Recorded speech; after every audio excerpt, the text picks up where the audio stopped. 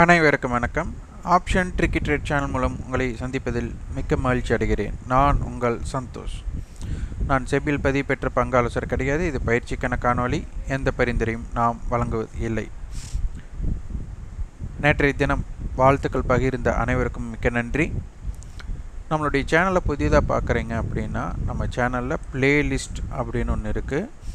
அதில் வந்து பார்த்திங்கன்னா ஆப்ஷன்ஸோட பேசிக்ஸ், ஆப்ஷன்ஸோட யாரும் சொல்லாத ரகசியம் அப்படிங்கிற டைட்டிலில் நம்ம வந்து காணொளிகள் எல்லாம் பதிவேற்றம் செஞ்சுருக்கோம். இதில் உங்களுக்கு வந்து பார்த்திங்கன்னா நம்ம கட்டண பயிற்சியில் என்ன இருக்கோ, அதாவது பெய்டு கோர்ஸில் என்ன இருக்கோ அது அனைத்துமே நம்மளுக்கு வந்துட்டு இதில் கட்டணம் இல்லாமல் உங்களுக்கு ஃப்ரீயாகவே கொடுத்துருக்குறோம். அப்போ கட்டண பயிற்சியில் என்னதான் எடுப்பீங்க அப்படின்னு சிலருக்கெல்லாம் கேள்வி வரும். ஒன்றுமே இல்லை, இதில் வந்து இருக்கக்கூடிய ப்ராக்டிஸ், நம்ம சந்தையை எப்படி பார்க்கணும் இதில் நம்ம சொல்லியிருந்தாலும் உங்களுக்கு வந்து அது மார்க்கெட்டில் வந்துட்டு எப்படி பார்க்கணும், எப்படி டேட்டாஸ் எடுக்கணும், எப்படி குறிப்புகள் எடுத்து பார்க்கணும் அப்படிங்கிறத நம்ம சொல்லித்தரப்போகிறோம். அப்புறம் சின்ன சின்ன கால்குலேஷன்ஸ் இருக்குது. அந்த கால்குலேஷன்ஸ் எல்லாம் நம்ம சொல்லியிருக்கணும். அதையும் வந்து விரிவாக உங்களை வந்து அப்ளை பண்ணி பார்க்கும்போது உங்களுக்கு ரொம்ப கொஞ்சம் சந்தை பார்க்கும் விதம் எளிதாக இருக்கும். இதில் என்னென்னா, நீங்கள் வந்துட்டு நம்ம கட்டண பயிற்சியில் இணைந்தாலே வெற்றி பெற்று விடலாம், லாபம் அடைந்து விடலாம் அப்படின்னால வர முடியாது. இதில் வந்துட்டு நீங்கள் கற்றுக்கொண்டு அதிலிருந்து ஒரு ஸ்ட்ராட்டஜியை பில்ட் பண்ணி அதை நீங்கள் மேற்கொண்டால்தான் நீங்கள் வந்துட்டு வெற்றியாளராக மாற முடியுமே தவிர, இங்கே நான் நட்டமாகிட்டே இருக்கேன், இங்கே நான் கலந்துக்கிட்டால் நான் லாபமாக எடுக்க முடியுமா அப்படின்னு வந்தீங்கன்னா கண்டிப்பாக இது முடியாது. அவர்களுக்கும் இந்த வகுப்பு கிடையாது. யாரெல்லாம் கற்றுக்கணும், தனி ஸ்ட்ராட்டஜி பில்ட் பண்ணணும் அப்படிங்கிறவங்களுக்கு தான் இந்த பெய்ட் கோர்ஸ். இது வந்து நம்மளுக்கு ஜூன் 29 துவங்குகிறது. விருப்பம் உள்ளவர்கள் 9842610908 என்ற வாட்ஸ்அப் எனக்கு தொடர்பு கொண்டு நீங்கள் பங்கேற்கலாம். கிஃப்ட் நிஃப்டி பார்த்திங்கன்னா நம்மளுக்கு வந்துட்டு இன்றைக்கி ஜூன் 7 கிஃப்ட் நிஃப்டி 22,919 இப்போ வணிகம் நடந்துகிட்ருக்காங்க. இது வந்து ஜூனோட மே மந்த் கான்ட்ராக்ட்.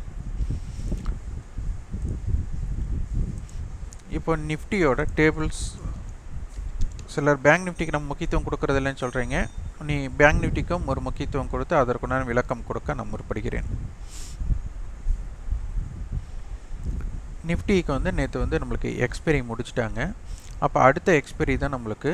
அடுத்த எக்ஸ்பைரியில் ஒரு போட்டியாளர்கள் அப்படின்னு பார்த்துட்டா 23,000 கால் கொடுத்துருக்காங்க, 24,000 கால் கொடுத்துருக்காங்க, 22,800 கால் கொடுத்துருக்காங்க, 23,500 கால் கொடுத்துருக்காங்க, 22,800 புட். இப்போது ஸ்பாட் மார்க்கெட்டே 22,821க்கு மேலே இருக்குது ஒரு பாயிண்ட். இப்போது இது ஃப்யூச்சர் நம்மளுக்கு எங்கே இருக்குது அப்படிங்கிறத நீங்கள் கண்டுபிடிக்கணும்.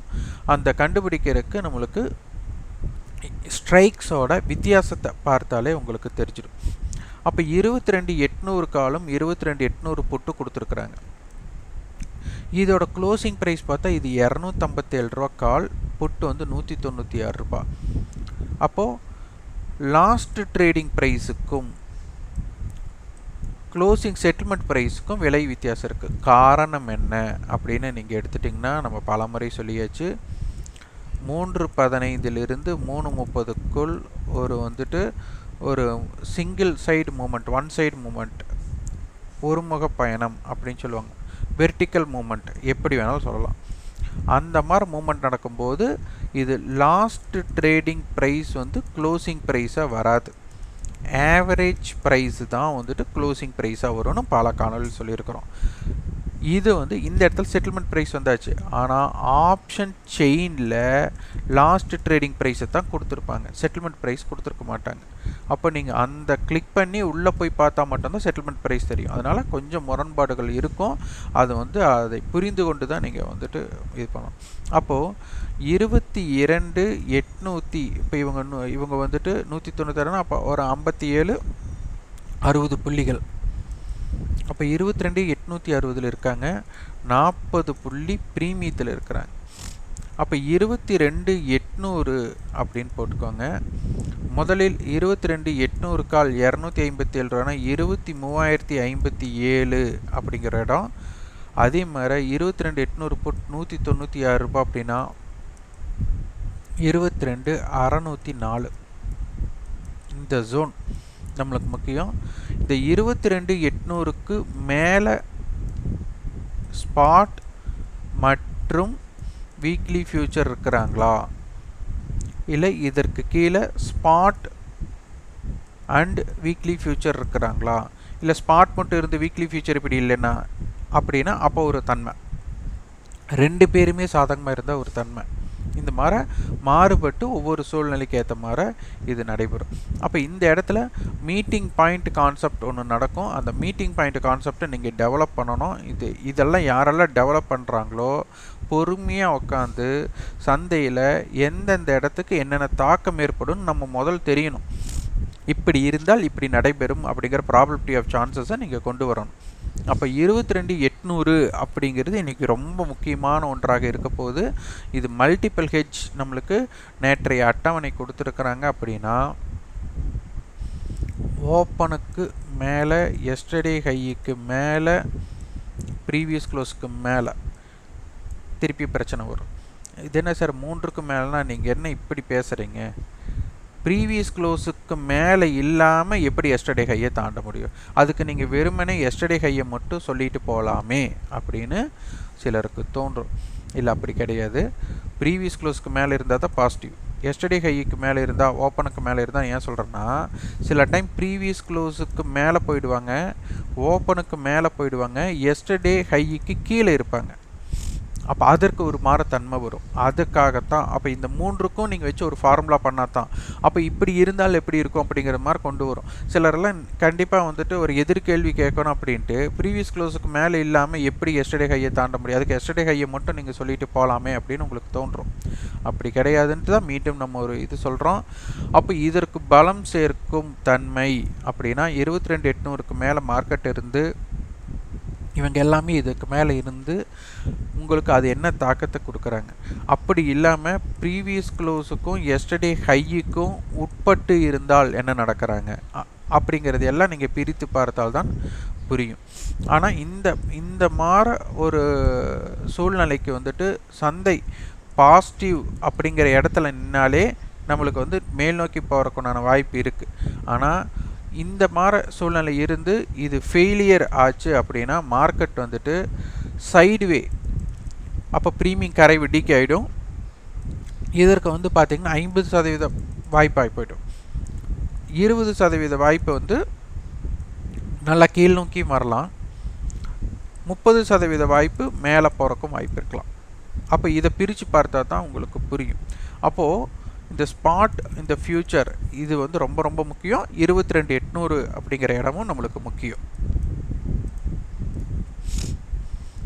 இப்போ பார்த்துக்கோங்க, இதில் நோட் பண்ணிக்கோங்க. 23,000 கால் நம்மளுக்கு வந்து 157க்கு close price, 168 last trading price. இப்போ ஆப்ஷன் செயினை கிளிக் பண்ணுறேன், மன்னிக்கும், அது வந்து நம்மளுக்கு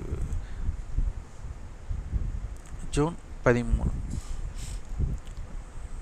பாருங்கள். 23,000 கால் 168 தான் கொடுத்துருக்காங்க. இங்கே வந்து செட்டில்மெண்ட் ப்ரைஸை கொடுக்கல, எல்டிபியை கொடுத்துருக்காங்கன்னு புரிஞ்சுக்கோங்க. நிறைய பேர் டவுட்ஸ் கேட்டதுனால இது விளக்கம். அடுத்தது பேங்க் நிஃப்டியோட அட்டவணையை பார்க்கணும்.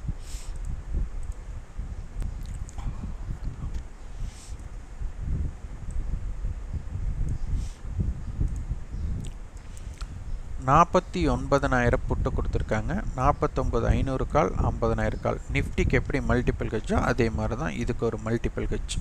அப்போது 48,000 புட், 48,500 புட், 49,400 கால், 49,200 புட், 49,300 கால், 300 புட். அப்போ இங்கே வந்து நம்மளுக்கு ஸ்ட்ரேடல் அப்படி இங்கே இருக்கிற மாதிரி நம்மளுக்கு தென்படுகிறது. அப்போ பார்க்க போனால் நம்மளுக்கு வந்துட்டு 49,300க்கு மேலே ஃபியூச்சர் இருக்கிறதுக்கு நம்மளுக்கு வாய்ப்பு. ஏன்னா செட்டில்மெண்ட் ப்ரைஸ் 40 ரூபா வருது.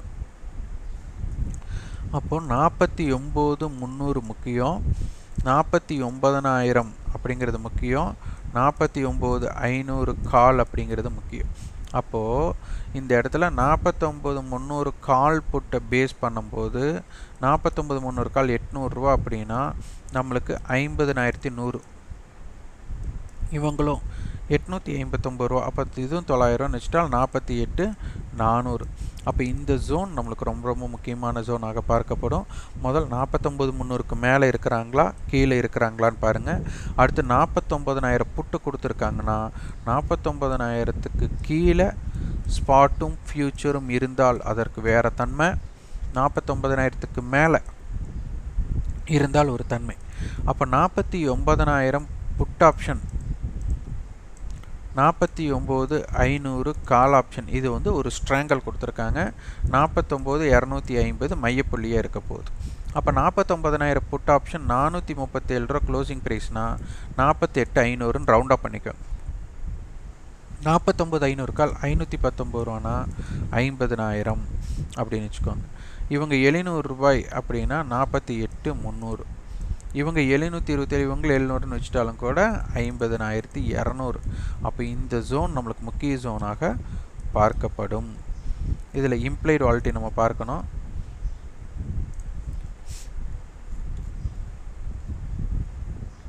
இம்ப்ளைடு வாலிட்டி புட் சைடு 23 இருக்குது, கால் சைடு இருக்குது. ஒரு 2 நாட்களுக்கு முன்னாடி 50 பக்கம் இருந்தாங்க இம்ப்ளைடு வாலிட்டி, பார்த்தவங்களுக்கு தெரியும். அப்போ மிக அதிகமான விலை உயர்வாக இருந்தது. இப்போ வந்து இம்ப்ளைடு வாலட்டிலிட்டி குறைந்துள்ளது. அப்போ இம்ப்ளைடு வாலிட்டி குறைந்துள்ளதுன்னா நம்மளுக்கு வந்துட்டு ஒரு நியூஸ் பேஸோட தாக்கம் அப்படிங்கிறது கொஞ்சம் கம்மியாக இருக்குது. நியூஸ் பேஸ்னால் உங்களுக்கு தெரியும், ஏகப்பட்ட நியூஸ் இப்போ தேர்தல் சமயத்தில் தேர்தலோட முடிவுகளை வச்சு இருக்குது. நம்ம சேனலில் நியூஸ் பேஸ்டுக்கு இம்பார்ட்டன்ஸ் கொடுக்கறதுனா இல்லாதனால நம்ம அதை பற்றி பேசலை. இப்போ இந்த எந்த கட்சி ஆட்சி அமைச்சால் அப்படிங்கிற மாதிரி எல்லாம் இருக்கலாம்.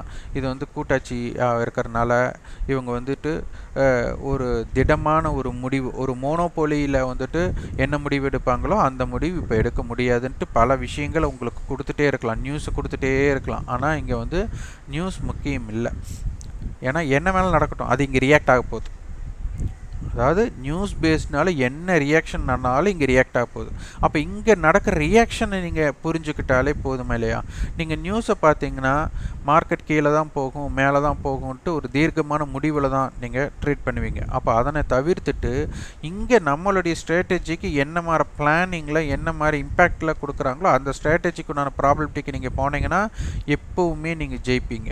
நீங்கள் தோக்கறதுக்குன்னு ஒரு முக்கிய காரணம் அப்படின்னா முன்கூட்டியே இப்படித்தான் நான் செய்வேன் அப்படின்னு நீங்கள் முடிவு எடுத்துட்டிங்கன்னா நீங்கள் அதற்கு தகுந்த மாதிரி தான் மார்க்கெட்டை பார்ப்பீங்களே தவிர மார்க்கெட் எந்த மாதிரி போகிறாங்க அப்படிங்கிற மாதிரி பார்க்க உங்களுக்கு தோன்றாது. அதனால் ஆப்ஷன் பிரீமியத்தின் அடிப்படையில் நீங்கள் பார்க்குறீங்க அப்படின்னா சந்தையை நீங்கள் இதில் இருக்கக்கூடிய ஸ்ட்ராட்டஜியை பில்ட் பண்ணி பாருங்கள் அப்படிங்கிறது தான் நம்ம சொல்கிறோம். அதனால் விருப்பம் உள்ளவர்கள் இந்த ஆப்ஷனை மட்டும் பார்த்தீங்கன்னா, நீங்கள் ஆப்ஷன் வர்த்தகராக இருந்தீங்கன்னா இதைத்தான் நம்ம முக்கியத்துவம் கொடுக்க பார்க்கணும், போட்டியாளர்கள் யார் அப்படின்ட்டு.